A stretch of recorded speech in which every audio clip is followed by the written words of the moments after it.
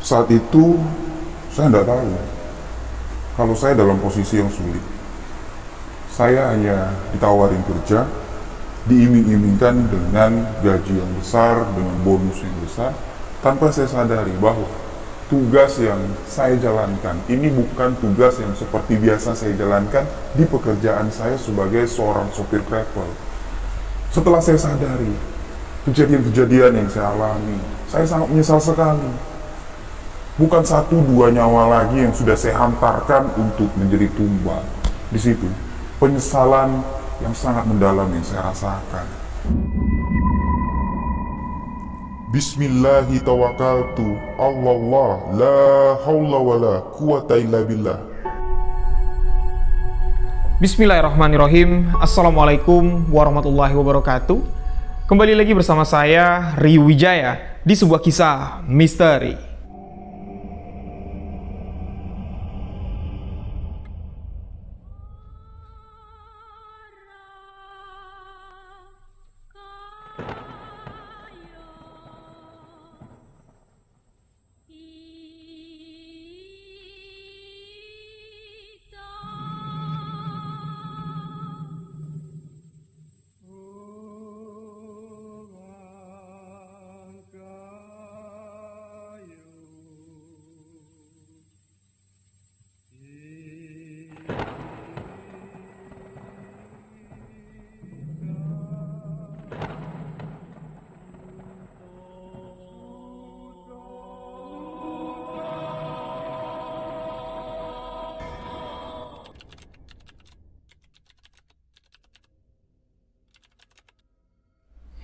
Terima kasih untuk sahabat yang telah mengklik video ini. Terima kasih untuk sahabat yang telah memberikan support, memberikan dukungan agar channel ini dapat berkembang. Untuk sahabat yang baru bergabung, baru mendengarkan kisah misteri yang saya ceritakan, sahabat boleh mengklik tombol subscribe, aktifkan notifikasi loncengnya, dan jangan lupa bagikan video sebuah kisah misteri ke akun sosial media sahabat-sahabat semua.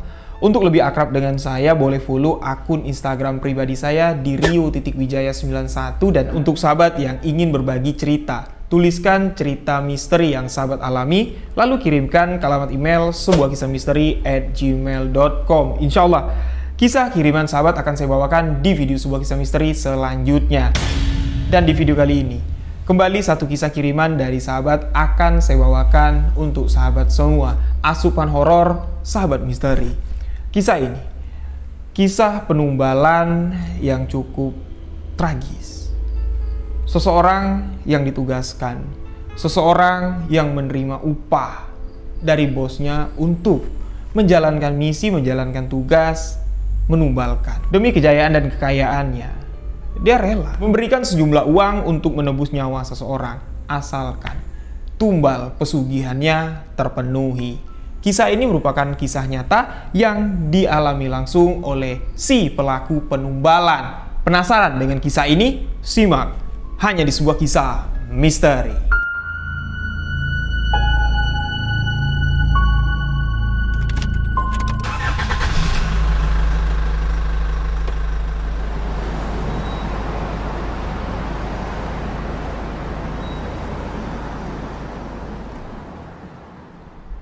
Sahabat misteri yang bernama Bang Romi mengirimkan kisah ini kepada saya untuk diceritakan kepada sahabat misteri.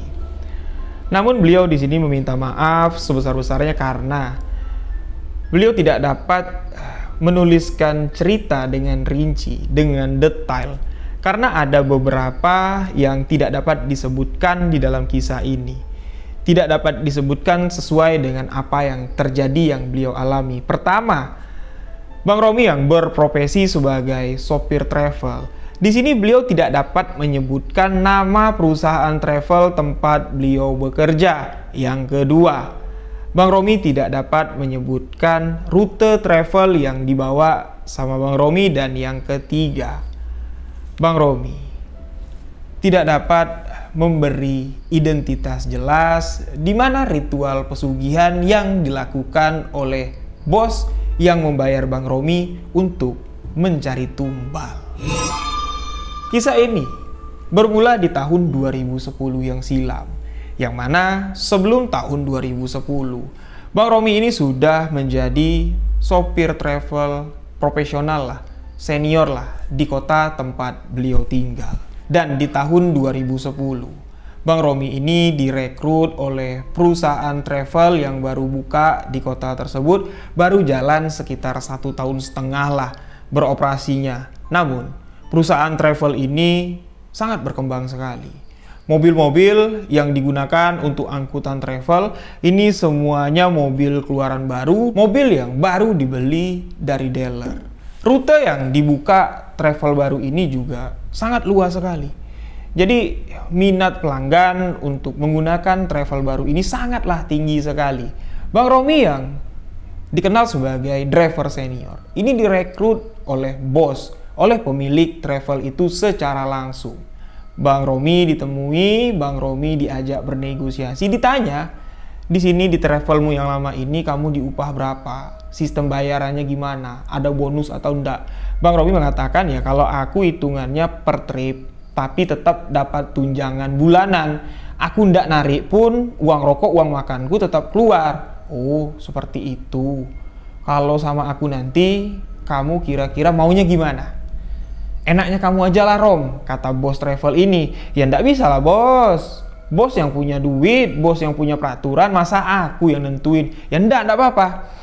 Anak-anak yang kerja di tempatku ya aku bebasin, yang penting masih sesuai dengan apa yang kalian kerjakan. Ya sekarang aku mau tahu dulu sistem kerja dengan bos seperti apa, Bang Romi bilang. Nah dijelaskan sama si bos, ya samalah kayak travel-travel yang lain, main trip. Jadi berapa trip kamu dapat, ya kamu dapat bonus. Sedangkan gaji bulanan kamu itu tetap diberikan sesuai dengan kesepakatan. Dan ada satu kelebihan lagi kalau kamu kerja di tempatku, ada duit pijak gas. Duit pijak gas, siapa driver yang mau PP bolak-balik tanpa istirahat dalam treknya, itu bakal dapat uang pijak gas. Sekali pijak gas 500.000. Jadi satu trip berangkat dapat fee 500.000. Itu fantastik sekali, besar sekali hitungannya. Tertariklah di sini Bang Romi mendengar iming-iming yang besar seperti itu, dan Bang Romi dijanjikan kalau kamu gabung, kamu mau pakai mobil apa? Tergantung trayek kamu. Kalau perjalanan 10 jam, ya berarti minibus. Minibus apa yang kamu mau? Sebutin. Nanti biar aku ambil mobil baru untuk kamu. Tapi kalau perjalanan yang cukup panjang, misalnya perjalanan yang menempuh di atas 10 jam sampai 17 jam, trayek paling jauh di travel baru ini, ya kamu berarti pakai mobil besar, mobil engkel. Dan itu disesuaikan, karena mobil engkel itu banyak yang nganggur, semuanya baru, belum pernah dibawa jalan. Nah, Bang Romi mendapatkan pilihan seperti itu, ya sudahlah. Akhirnya beliau bergabung dengan travel ini. Kita sebut saja travel yang tempat Bang Romi baru bekerja dengan sebutan Travel ABC. Ini bukan nama asli ya, Travel ABC, tapi biar saya lebih gampang aja nyebutinnya. Jadi Travel ABC ini sekarang menjadi tempat Bang Romi bekerja. Nah, di hari pertama ketika Bang Romi bergabung datang ke Travel ABC, dia terkejut melihat driver-drivernya masih muda-muda sekali, anak-anak yang belum berpengalaman. Tapi rata-rata mereka semua sudah pernah lah ya nginjak gas jadi sopir travel, tapi travel tembak. Dan mereka semua pun kenal dengan Bang Romi karena beliau ini sopir senior di lintas, sesama pelintas. Mereka ini memiliki solidaritas yang sangat tinggi sekali. Jadi mereka akrab, walaupun beda travel, mereka tetap satu aspal. Nah, ketika sampai di sana, si bos melihat kalau anak-anak yang masih muda ini dekat, akrab dengan Bang Romi, beliau pun diminta untuk menjadi mentor. Rom, kamu kan senior, kamu tolonglah maintenance anak-anak ini. Gimana caranya ngerawat mobil, gimana caranya mereka safety, walaupun bisa ya PP lah, ngejar trip. Kamu kasihlah ilmunya, nanti kamu biar aku kasih fee sebagai mentor. Dapat bonus lagi Bang Romi di sini. Ya dijalanin lah sama Bang Romi. Anak-anak itu pun senang ketika Bang Romi yang ditunjuk untuk dijadikan mentor. Singkat cerita, waktu berlalu. Bang Romi ngambil trayek yang agak jauh karena dia kan sudah senior. Dia ngambil trek yang menempuh waktu kurang lebih sekitar 17 jam perjalanan antar provinsi lah di sini kita katakan. Mobil yang digunakan Bang Romi ini mobil engkel, mobil besar. Jadi perjalanan pertama dilalui Bang Romi, alhamdulillah berjalan lancar. Travel ABC pun semakin hari semakin ramai sampai di mana Bang Romi sudah bekerja di Travel ABC sekitar 5 bulanan. Nah, dari 5 bulanan ini, Bang Romi terus memperhatikan kinerja anak-anak yang dimentorinnya, kinerja dari staf-staf, dan tingkah laku bos si pemilik travel. Ada kejanggalan, ada kecurigaan, tapi itu cuma sekedar kecurigaan biasa, belum menjurus sampai di mana. Masuk 6 bulan Bang Romi bekerja di Travel ABC. Bang Romi dapat kabar 6 bulan belakangan ini sudah terjadi 5 kecelakaan, dan dari 5 kecelakaan tersebut, di setiap kecelakaan pasti ada korban nyawa yang melayang. Di antaranya 2 sopir meninggal dunia dan 3 penumpang yang meninggal dunia. Berarti dari setiap kecelakaan, dari satu mobil yang kecelakaan, itu dipastikan 1 nyawa melayang. Sampai di mana? Kecelakaan kelima, Bang Romi mendapat kabar kalau salah satu anak yang dimentorin sama Bang Romi, kita sebut saja dengan nama Putra. Memang Putra ini pengalamannya sebagai sopir masih ya seumur jagung lah, baru lah. Tapi pengalaman Putra dilintas sebagai kernet ini sudah tidak diragukan lagi, karena Putra ini pernah menjadi kernetnya si Bang Romi. Bang Romi dapat kabar kalau mobil yang dibawa Putra mengalami kecelakaan. Di mana kecelakaannya? Bang Romi bilang, untungnya tidak jauh ya, masih di perbatasan kota lah. Langsung Bang Romi nyusul dengan beberapa rekanannya untuk mengevakuasi, melihat korban. Setibanya di sana, korban sudah dilarikan ke rumah sakit. Benar informasi yang didapat oleh Bang Romi, sopirnya yang parah. Dilihat dari kerusakan mobil. Ya, ini Bang Romi belum ketemu nih, belum melihat Putra ini apa saja yang cacat ya, yang luka-luka atau apa saja. Tapi melihat dari kondisi mobil, Bang Romi berpikir, ini tidak bakal parah, palingan patah tulang bahu lah ya. Karena bagian samping itu yang agak parah, itu ya bisa digambarkan tekanan di bahu ini cukup kuat ya. Itulah paling fatal, paling parahnya palingan bahunya yang patah. Namun, sesampainya Bang Romi ke rumah sakit, dokter di sini memberitahu bahwa korban kecelakaan yaitu sopir travel, sesampainya di rumah sakit ini sudah tidak bernyawa lagi. Sudah meninggal dunia. Bang Romi sesampainya di rumah sakit ini hanya dapat melihat jenazah almarhum Putra. Dokter mengatakan tidak ada luka serius yang dialami korban. Benturan di dalam, patah tulang, ini sama sekali tidak ada. Namun nyawanya tak terselamatkan. Setibanya di sini, kami periksa, almarhum sudah tidak bernyawa lagi. Menurut pemeriksaan dokter, korban ini, sopir ini atau Putra ini meninggal sebelum mobil terjadinya benturan. Mobil itu kecelakaan gara-gara drivernya meninggal duluan di atas kemudi. Bang Romi yang mendengar penjelasan dokter merasa tidak masuk akal, mustahil. Aku udah bertahun-tahun dok, hampir belasan tahun aku jadi driver. Belum pernah mendengar sopir mati baru tabrakan. Yang ada tabrakan dulu baru sopir mati. Namun, Bang Romi memiliki asumsi sendiri bahwa ini pure human error, ini adalah kecelakaan lantaran Putra ini masih ngeyel untuk mengejar duit pijak gas.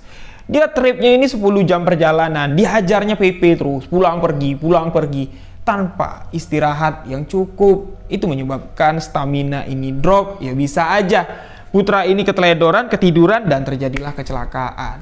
Nah, Bang Romi yang bertugas sebagai mentor ini mengurus segala sesuatunya, mengurus biaya rumah sakit, ya, pengembalian jenazah, mobil diderek, penumpang yang luka-luka diobatin, semuanya ditangani sama Bang Romi, dan sampai ke biaya jenazah atau biaya ini ya untuk keluarga lah jatuhnya. Putra ini sudah menikah, sudah punya 1 anak. Pihak keluarga di sini meminta Bang Romi bernegosiasi dengan bos, minta duit tunjangannya sebesar 40 juta rupiah. Itu nanti untuk acara yasinan sampai acara yasinan 40 hari.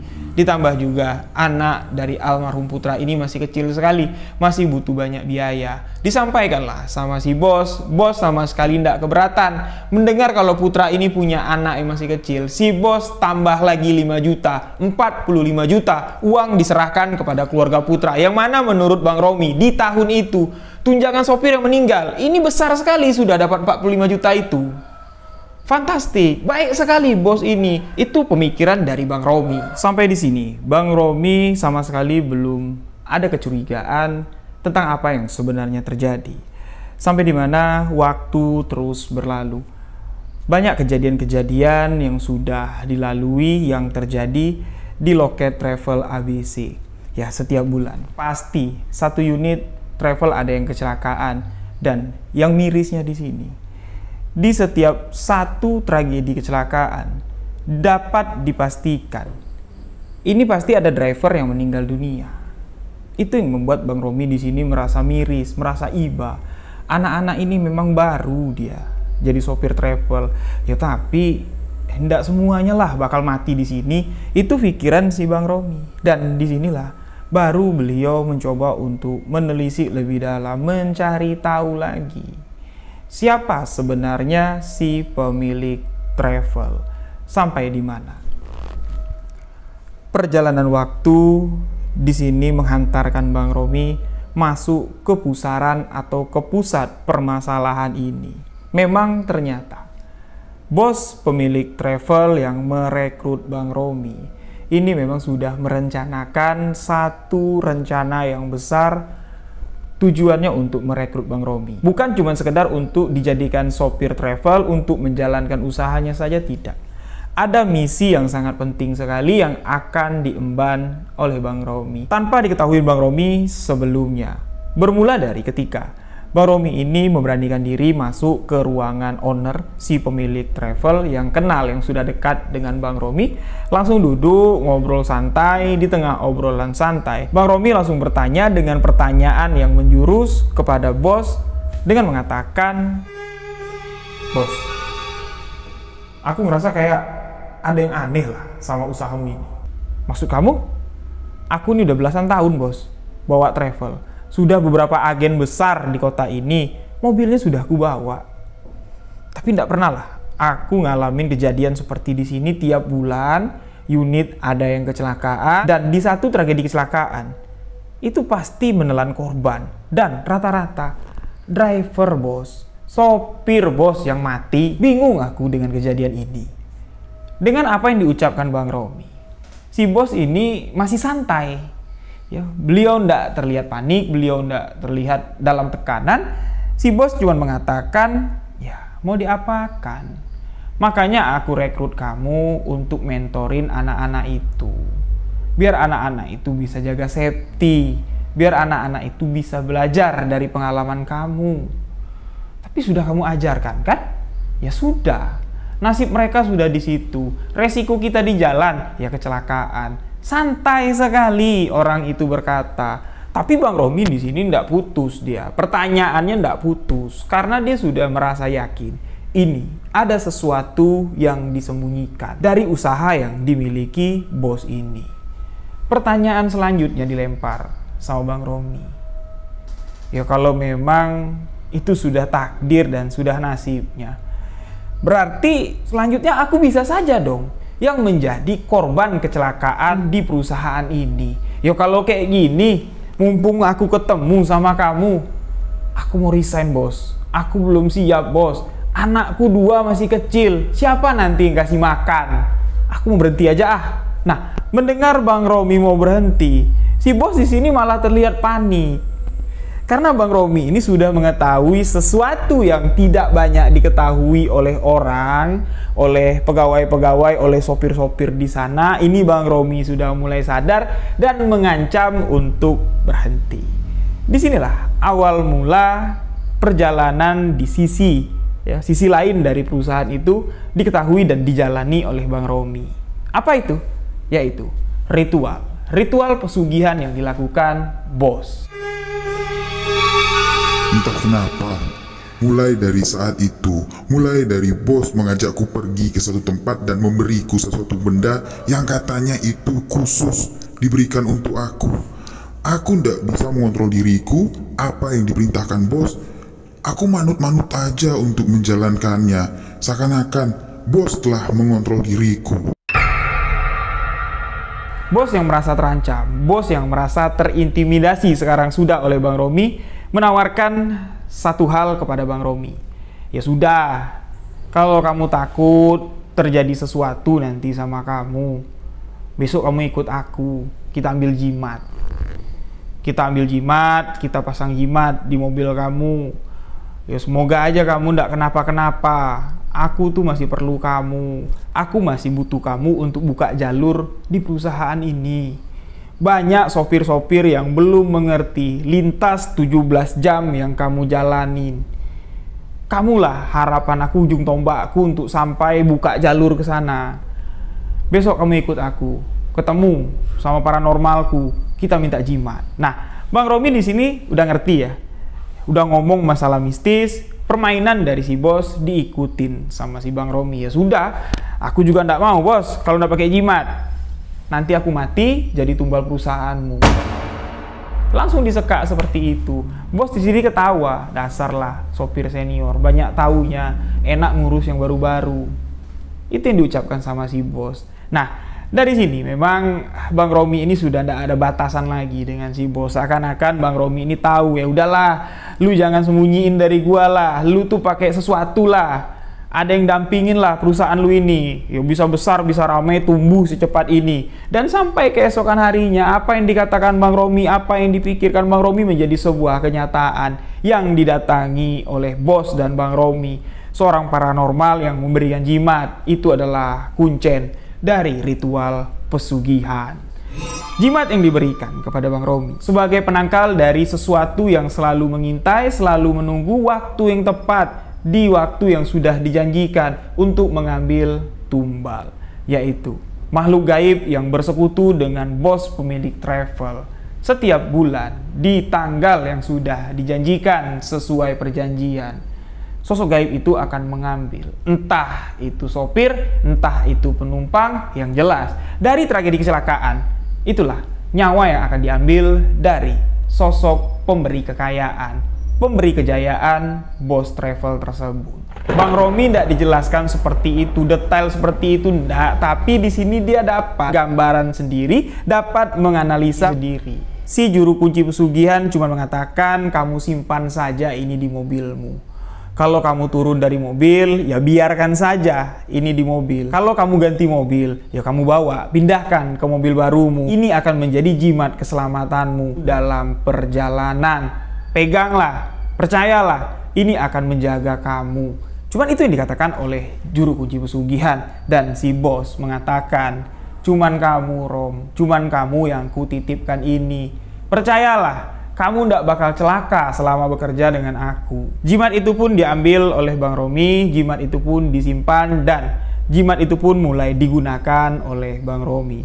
Memang ya, perjalanan Bang Romi ketika lintas 17 jam dengan mobil engkel, membawa penumpang, semuanya berjalan dengan lancar, tidak ada kendala, tidak ada gangguan apa-apa. Yang tadinya kepercayaan Bang Romi tentang jimat-jimatan itu cuma sekitar 25%. Sekarang dengan bukti waktu yang sudah berjalan, kepercayaan Bang Romi terhadap jimat tersebut sudah mencapai 75%. Ya, keyakinannya dengan keselamatan itu Allah yang memberikan, ini tinggal 25%.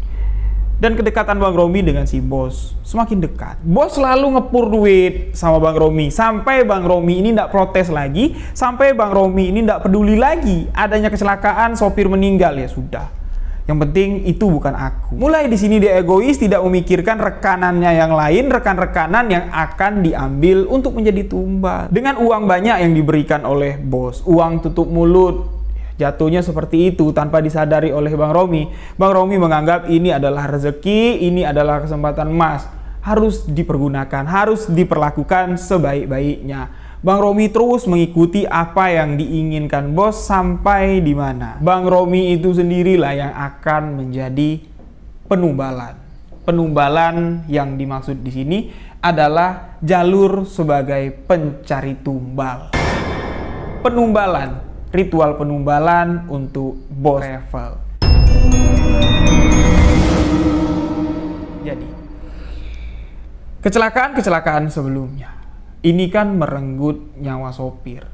Nyawa penumpang ada juga. Tapi boleh dikatakan, banyak kan sopir yang meninggal daripada penumpang. Karena begini, kalau penumpang yang meninggal dunia, ini akan mengeluarkan uang yang begitu banyak. Karena setiap tiket yang dibeli, ini kan ada jasara harjanya. Urusannya panjang, tapi kalau sopir yang meninggal, ini kan urusan antara perusahaan dan keluarga. Bisa diatur. Jadi, selama ini kebanyakan yang menjadi korban itu adalah sopir. Nah, tanpa disadari oleh Bang Romi. Nggak mungkin selamanya si bos ini ya, numbalin sopir-sopirnya. Jadi kalau setiap bulan mati satu mati terus sopirnya, ya siapa lagi yang mau jadi sopir? Nggak ada lagi orang yang mau kerja di situ, kerja di sana mati semua, gitu kan? Jadi tanpa disadari oleh Bang Romi, jimat yang dibawa sama Bang Romi ini adalah jimat keselamatan untuk diri Bang Romi, tapi tidak untuk penumpang-penumpangnya. Disinilah terjebaknya Bang Romi dalam belit pesugihan. Penumbalan dilakukan Bang Romi tanpa dia sadari di satu perjalanan. Mobil engkel rute 17 jam ini mobil baru dipakai belum setahun. Tiba-tiba saja dari kota A menuju kota B di jalur yang bukan jalur rawan kecelakaan, tiba-tiba mobil tersebut hilang kendali.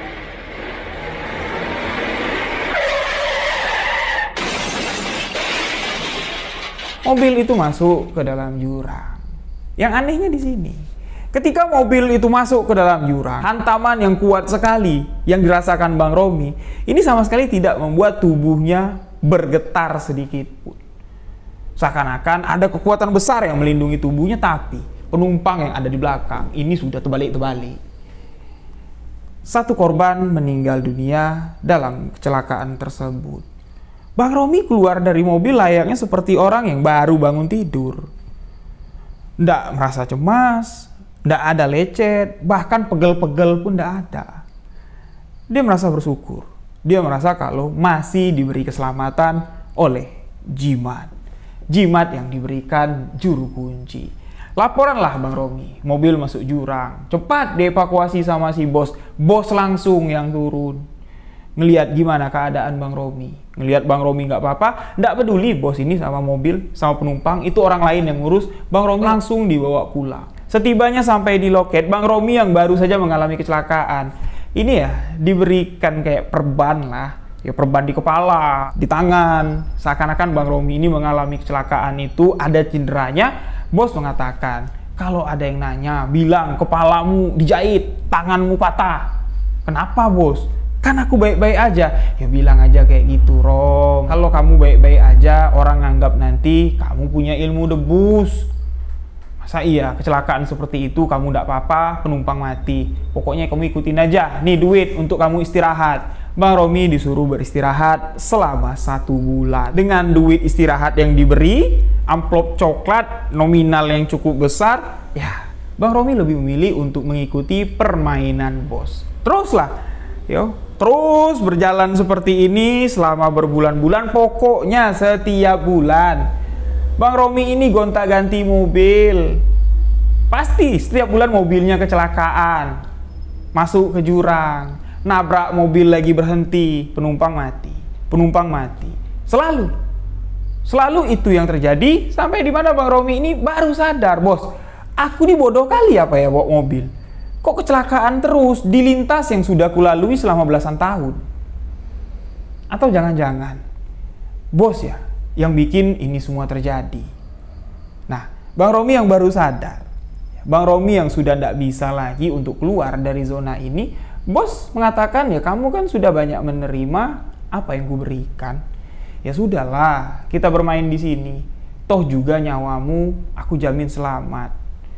Daripada teman-temanmu sopir yang lain mengalami kecelakaan, mereka tidak terjamin keselamatannya. Kalau kamu, aku jamin keselamatannya. Nah, Bang Romi di sini baru terbuka pikirannya, berarti selama ini aku masuk dalam jebakan si bos. Mulai di sini batinnya memberontak, beliau ingin jauh lebih tahu lagi. Lebih dalam lagi tahu apa yang sebenarnya terjadi. Mereka yang mati itu betul-betul mati karena kecelakaan atau mati kenapa. Tapi si bos tidak mau menceritakan sampai sejauh itu. Pokoknya kamu aku kasih duit di setiap perjalanan yang terjadi insiden. Pokoknya kamu aku kasih duit, kamu istirahat. jatahnya kamu ngetrip itu cuman sebulan sekali. Bang Romi yang tak dapat berkata apapun karena sudah banyak memang yang diberikan si bos sama Bang Romi. Beliau lebih memilih diam sembari berpikir bagaimana aku keluar dari permasalahan ini. Sampai di mana satu ketika Bang Romi yang sudah sadar dengan apa yang akan terjadi di perjalanannya pada malam itu. Bang Romi sudah wanti-wanti sama penumpang, kalau nanti terjadi sesuatu, ya minta sama-sama kita doa aja. Ya, sebelum berangkat ini pun sama-sama kita doa, Pak, Bu, mudah-mudahan kita sampai selamat sampai tujuan. Penumpang bingung, sopir kok ngomong kayak gitu, bukan menjamin keselamatan, malah disuruh doa masing-masing untuk selamat. Kamu mabuk ya, Pir? Kamu gila ya? Kamu mau ngebut ya? Kata orang. Enggak, saya enggak gila, enggak. Saya enggak mau ngebut juga kok. Saya mencari keselamatan di sini karena ya rasa-rasa tuh enggak enak. Feeling aja, ya moga-moga aja cuma sekedar feeling. Mulailah. Perjalanan itu dimulai dari loket menuju kota B. Di tengah kota B, tidak berapa jauh dari loket, jimat yang disimpan Bang Romi di kantong kecil yang ada di dashboard mobil. Ini dibuka, ya tempat penyimpanannya dipegang-pegang sama Bang Romi. Jimat itu bungkusan kain hitam. Tidak tahu apa isinya, dalamnya keras. Itu dipegang-pegang sama Bang Romi, terbesit aja di pikirannya. Inilah jimat yang bikin celaka terus nih. Inilah jimat pelindung yang tahu-taunya minta tumbal, minta korban, lah pergi kau sana. Dibuang sama si Bang Romi. Nah, ketika jimat itu dibuang, Bang Romi nggak sadar kalau Bang Romi akan mencelakai mereka semua yang ada di dalam mobil termasuk Bang Romi. Jimat sudah dibuang, perjalanan pun terus dilalui sama Bang Romi. Rute 17 jam yang dilalui Bang Romi. Ini di pertengahan jalan akan melewati lintas yang dulu pernah dilintas oleh Putra, tempat Putra kecelakaan. Mereka berangkat dari loket ABC itu di kisaran jam 8 malam. Dan estimasi di perjalanan sampai ke tempat Putra kecelakaan ini kisaran di jam 12 masuk di jam setengah 1 dini hari. Perjalanan terus dilalui sama Bang Romi. Dengan sangat hati-hati, dengan sangat teliti, beliau tidak mau ada kecelakaan di perjalanan ini. Terus mobil dilaju, tidak jauh dari tempat kecelakaan Putra. Bang Romi merasa kalau sedari tadi kayaknya di belakangku ini ada yang ngikutin bayangan hitam. Bukan mobil, bukan juga orang. Kalau orang tidak mungkin lah bisa ngejar kecepatan mobil. Mobil ngikutin tidak mungkin. Mobil cuman bayangannya aja tapi mobilnya nggak ada. Sosok apalah itu? Itu yang terus diperhatikan sama si Bang Romi. Dilihat terus dari spion samping mobil, lama-lama diperhatikan sama Bang Romi. Bayangan hitam yang ngikutin Bang Romi itu adalah sosok yang mengerikan. Itu bentuknya kalau digambarkan itu kayak naga. Dengan sayap yang membentang, itu kayak naga ngikutin mobil si Bang Romi. Berdetak hatinya di sini mengatakan, mungkin ini ya, ini mungkin peliharaan si bos yang menunggu untuk menjemput tumbal. Berarti selama ini aku mengantarkan penumpang-penumpang yang tidak berdosa, tidak bersalah ini masuk ke dalam penumbalan. Mulai kecepatan mobil dipelankan sama Bang Romi. Sosok itu terus mengikuti bagian belakang mobil sampai di mana Bang Romi ini pas di posisi mobil Putra kecelakaan, dan di situ ban bagian sebelah kiri mobil Bang Romi bagian depan pecah. Mobil sempat oleng sebentar tapi kecepatan mobil kan sudah pelan. Mobil bisa dikendalikan sama Bang Romi, berhentilah mobil tersebut pas di tempat Putra kecelakaan. Awalnya Bang Romi tidak sadar kalau tempat itu persis tempat Putra kecelakaan. Turunlah Bang Romi dari mobil. Penumpang-penumpang sebagian ada yang tidur, sebagian terjaga. Ini juga waktunya jam setengah 1 dini hari, tengah malam, di tempat yang sepi. Bang Romi sudah biasa turunlah dia sendirian. Perlengkapan semuanya diambil, dongkrak diambil, mulai dia ngedongkrak. Setelah dongkrak naik, dia mencoba untuk membuka ban. Ketika mau buka ban, ada suara dari belakang menyapa Bang Romi. Bang, mau aku bantuin nggak? Ambilin apa bang? Ambilin ban ya?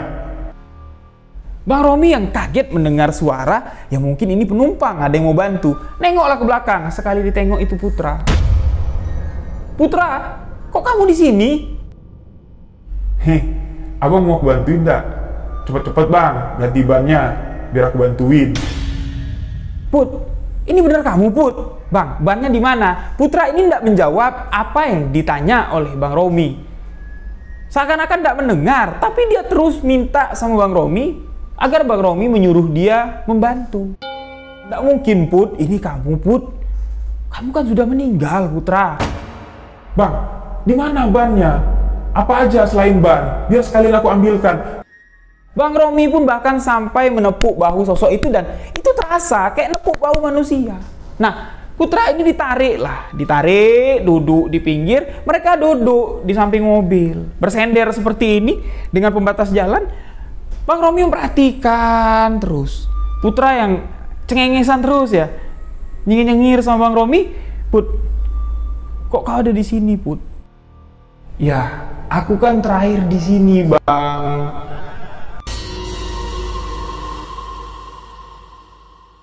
Baru di situ Bang Romi tersentak, astagfirullahaladzim, innalillahi wa inna ilaihi raji'un. Ya betul ya, ini kan tempat Putra kecelakaan. Astagfirullahaladzim. Ya Allah dek, nasibmu. Bang Romi ini dekat sekali dengan almarhum Putra. Kan sudah dibilang tadi, Putra ini bekas kernetnya si Bang Romi. Apa yang dirasakan Bang Romi tadi? Apa yang dialami Bang Romi tadi ketika Putra minta ban? Ambil ban bang ya? Di mana bang? Apalagi bang? Itu adalah flashback, kenangan-kenangan di masa lalu ketika Putra ngernet mobilnya si Bang Romi. Kejadian itu terulang lagi, tapi sosok Putra yang ada di sana itu memang benar-benar nyata. Bukan nyata secara real dia manusia, enggak. Tapi perwujudan itu nyata. Korin dari Putra menetap di sana. Nah, disitulah sosok Putra yang sudah bukan manusia ini lagi berpesan kepada Bang Romi. Cukup aku bang. Cukup aku yang tinggal di sini. Selepas dari sini, abang pulanglah ke rumah. Abang carilah tempat lain. Abang tinggalkan tempat itu. Aku mati di sini, bang. Aku mati di sini, bang. Aku menetap di sini, bang. Abang pulanglah sekarang, bang. Bawalah pulang, bang. Aku tidak mau abang juga di sini. Putra yang berkata seperti itu seakan-akan ingin cepat mengusir Bang Romi. Entah apa yang akan terjadi Bang Romi, awalnya kan tidak tahu dia. Entah apa yang akan terjadi, kok Putra ini ngotot sekali. Nyuruh Bang Romi, pergilah bang, pergilah. Bawa ke sana bang, jangan di sini. Nah, Bang Romi yang langsung bergegas mau ganti ban. Ini bukan sulap, bukan sihir. Ban mobil dalam posisi terdongkrak. Ini belum dibuka mur atau bautnya sama Bang Romi. Bahkan ban serepnya itu belum diganti sama Bang Romi. Tapi ketika dicek, ban itu tidak pecah. Sama sekali tidak pecah. Ban itu bagus kok. Putra mengatakan sekali lagi, bang bawalah ke sana cepat.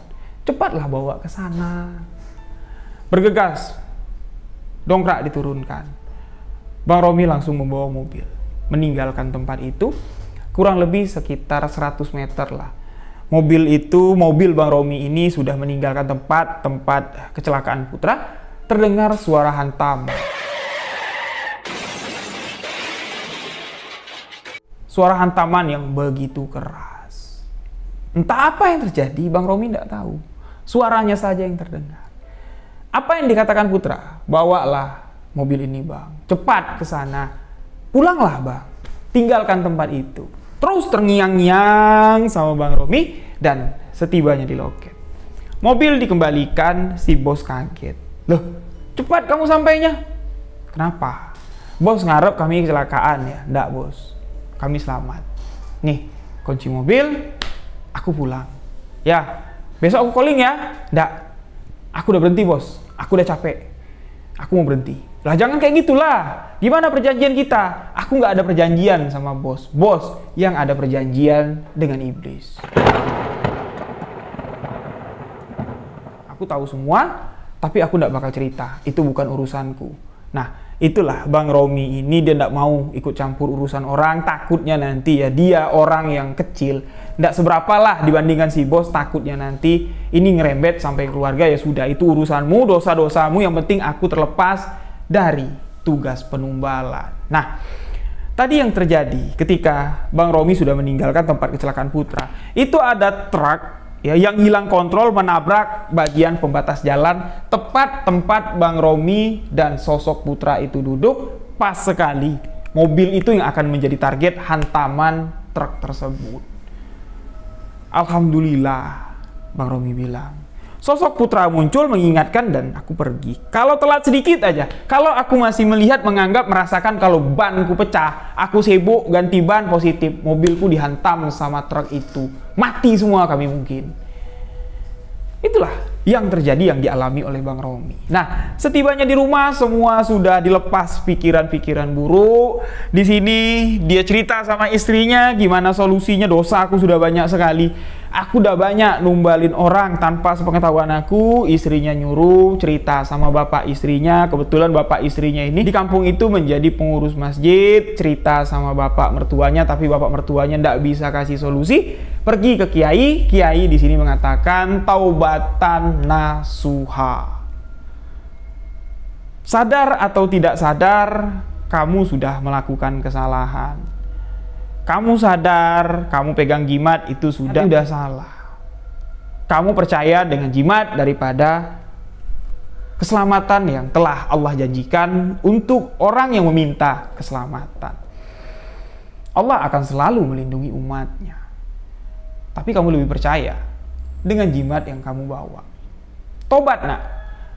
Semoga Allah SWT ke depan nanti membuka jalanmu jauh lebih terang lagi untuk kembali ke jalannya.